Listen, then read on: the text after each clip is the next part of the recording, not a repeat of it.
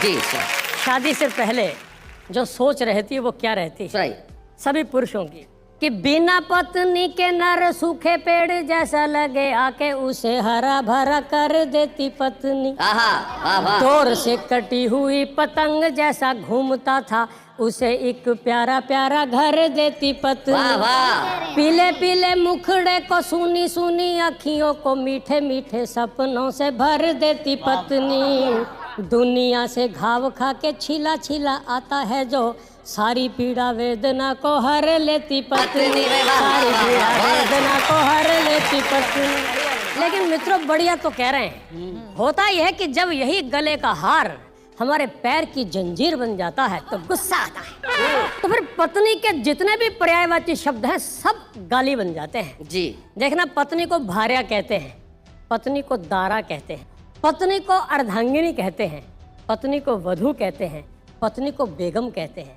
जब गुस्सा चढ़ता है तो किस तरह से शब्दों के अर्थ बदलते हैं। जी सुना कि आदमी के ग्रह जब भारी होते भार्या लाता, भार से उसे बनाती भरता है पत्नी। बन अर्धांगिनी वो आधे अंग हर लेती, दारा बन छाती पर चढ़ जाती पत्नी। नाम को ही देख ले रे वधू में है वध तेरा, नाम को ही देख ले रे वधू में है वध तेरा, पतन का ही तो दूजा नाम है रे पत्नी।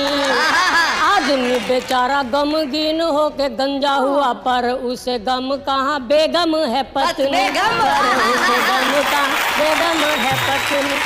और फिर पत्नियां कहती हैं, इतनी इतनी बातें करते हो, जरा मुझे भी जवाब दो। पत्नियों की ओर से वो क्या कहती जी। पत्नियां बोली, घर भार लगती थी तुझे, मेरे आगे पीछे दुम उठाए था क्यों घूमता।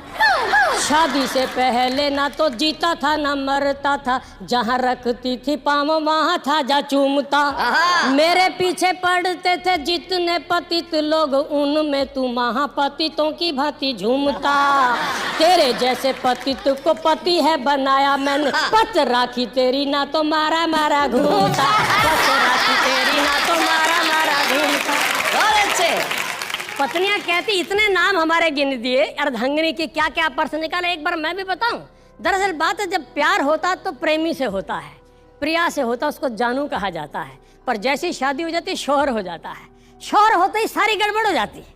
तो शौहर की एक व्याख्या पत्नियां भी करती हैं, सचमुच तो शौहर हो गया, प्रेमी नहीं रहा। क्या बात है। कि शादी से पहले मुझे सुंदरी कहा करो थे, कहते थे सज मेरी सजनी ओ सजना। शादी करते ही तेरे बच्चों को जना ओ पाला, रूप इसी भांति मेरा ढल गया सजना।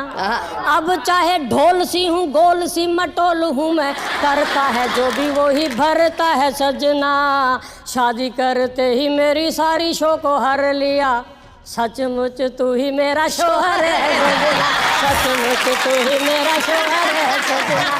और 60-70 साल की उम्र में क्या होती है कहानी, वो भी एक छंद सुना। तो मेरे जीवन का पहला कवित्व था शैलेश जी। आदरणीय ओम प्रकाश आदित्य मेरे नगर में आए थे, उनकी स्मृति में उनका परिचय कराने के लिए छंद लिखा, तो पहला कवित्व सुना रहा हूँ।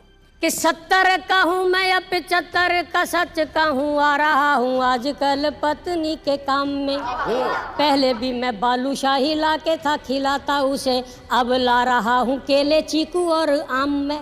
बेचारी बुढ़िया खा नहीं सकती। आज तक डूबे जैसा दिल फेंक प्रेमी हूँ मैं, भाभी जी को छील छील देता हूँ बादाम में। फर्क इतना है, पहले घूंघट उठाता था मैं, अब आ रहा हूँ राखी बांधने के काम में, अब आ रहा हूँ राखी बांधने के काम में। मैं अनेक रिश्तों की तो बात करूंगा नहीं, एक बड़े रसपूर्ण रिश्ते की बात करूंगा कि जीजा साली का जो रिश्ता है ना वो खत्म होता जा रहा है। क्योंकि परिवार नियोजन ने सिखाया एक लड़का एक लड़की। अब एक लड़का एक लड़की है तो लड़की के साथ शादी तो कर ली तुमने, बाकी ससुराल में रह गया साला साला, साली तो रही ही नहीं जी। मैं आपको एक ऐसे प्रसंग की ओर लेके चलता हूँ। मेरा एक मित्र मेरी ससुराल में गया, मेरी 3 सालियाँ और उसकी एक भी साली नहीं थी जी।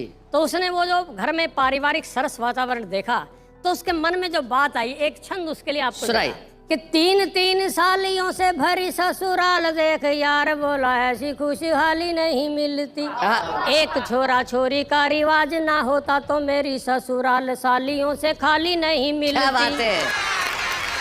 रूठ के वो बोला मेरे ससुरे ने नाश किया वरना मुझे क्या एक साली नहीं मिलती।